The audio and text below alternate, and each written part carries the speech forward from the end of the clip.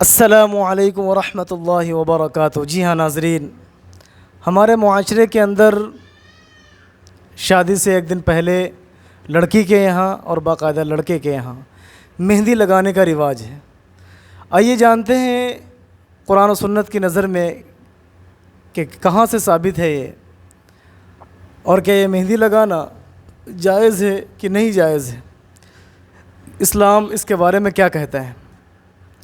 تو میرے بھائیوں دوستوں، شادی کے ایک دن پہلے جو ہمارے یہاں لڑکے کے اور لڑکی کو جو مہندی لگائی جاتی ہے، باقاعدہ اس کو مہندی کا ایک مہندی کا دن متعین کیا جاتا ہے کہ آج کی مہندی ہے، تو اس کے لیے باقاعدہ طور پر ایک الگ الگ انتظام ہوا کرتا ہے، الگ الگ لوگ انتظام کرتے ہیں۔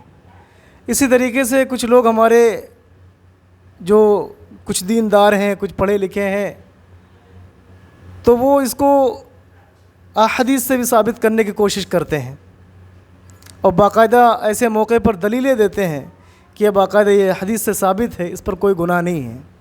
آج ہم آپ کو بتاتے ہیں کہ کچھ لوگ ہیں جو اس مہندی کی رسم کو جائز قرار دیتے ہیں، اس کو قرآن و حدیث اس کو حدیث سے ثابت کرتے ہیں۔ وہ حدیث حضرت عبد الرحمن بن عوف کی کہ اللہ کے نبی صلی اللہ علیہ وسلم نے حضرت عبد الرحمن بن عوف رضی اللہ عنہ کے کپڑوں پر پیلا رنگ دیکھا۔ اللہ کے نبی صلی اللہ علیہ وسلم نے اس رنگ کے بارے میں دریافت کیا، بھئی کیا ماجرا ہے؟ تو انہوں نے فرمایا، انہوں نے خبر دی، یا رسول اللہ ہمارا نکاح تھا۔ اس وقت اللہ کے نبی صلی اللہ علیہ وسلم کے یہ الفاظ، اولم بشأۃ ولو بشأۃ، یعنی اللہ کے نبی صلی اللہ علیہ وسلم وہاں پر کچھ نہیں بولے۔ تو یہ حضرت عبد الرحمن بن عوف رضی اللہ عنہ کی حدیث سے ثابت کرتے ہیں کہ وہ مہندی کا رنگ تھا۔ تو آئیے ناظرین، ہم آپ کو جواب دے سے ہیں اس حدیث کا جواب کیا ہے۔ واقعی در حقیقت یہ ہے کہ میرے بھائی دوستوں، اللہ کے نبی صلی اللہ علیہ وسلم نے جو حضرت عبد الرحمن بن عوف رضی اللہ عنہ کے کپڑوں پر جو رنگ کا نشان دیکھا، وہ مہندی کے رنگ کا نشان نہیں تھا، بلکہ ان کی بیوی کے کپڑوں کا رنگ تھا۔ وہ کوئی انہوں نے مہندی نہیں لگائی ہوئی تھی، بلکہ ان کی جو بیوی تھی ان کے کپڑوں کا رنگ ان کے کپڑوں پر لگا ہوا تھا، نہ کہ یہ کہنا کہ انہوں نے مہندی لگا رکھی تھی۔ لیکن بس اسلام کا صرف یہی قانون، احادیث سے صرف اس کا نچوڑ اور خلاصہ کلام یہی نکلتا ہے کہ مہندی میرے بھائی دوستوں ناظرین، یہ ایک رسم ہے، یہ ایک رواج ہے، بلکہ یہ ہندوانہ رواج ہے، اس سے بچنا چاہیے۔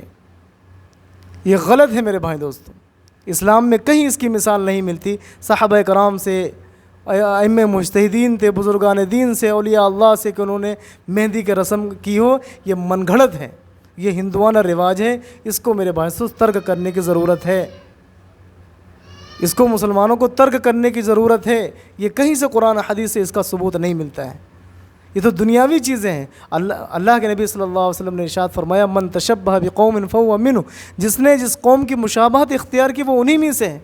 یہ تو دنیاوی چیز ہے، دنیاوی چیز۔ اللہ کے نبی صلی اللہ علیہ وسلم تو عبادات کے اندر بھی اپنی امت کو شامل نہیں کرنا چاہتے۔ جب اللہ کے نبی صلی اللہ علیہ وسلم مدینہ آئے تو یہاں پر آپ نے دیکھا کہ 10 محرم کو وہ روزہ رکھتے ہیں۔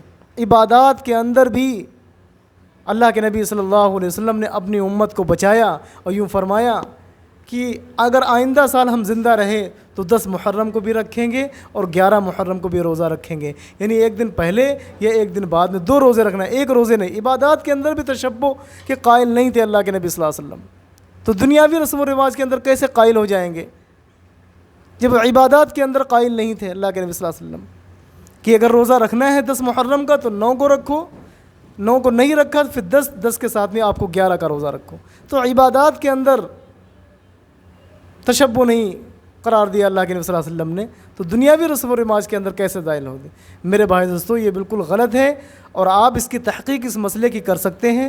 دارالعلوم دیوبند کی ویب سائٹ پر جا کر کے آپ باقاعدہ اس مسئلے کو آپ پڑھ سکتے ہیں کہ بالکل دارالعلوم دیوبند نے بالکل اس پر فتویٰ دیا ہوا ہے، بالکل کسی طرح کی بالکل جائز نہیں ہے، باقاعدہ یہ ہندوانہ رواج ہے۔ اس لیے تمام کے تمام مسلمانوں کو اس رسم سے بچنا چاہیے۔ اللہ تعالی ہم سب کو ان رسم و رواج سے بچنے کی توفیق نصیب فرمائے اور اللہ تعالی ہم سب کو نیک اعمال کرنے کی توفیق نصیب فرمائے۔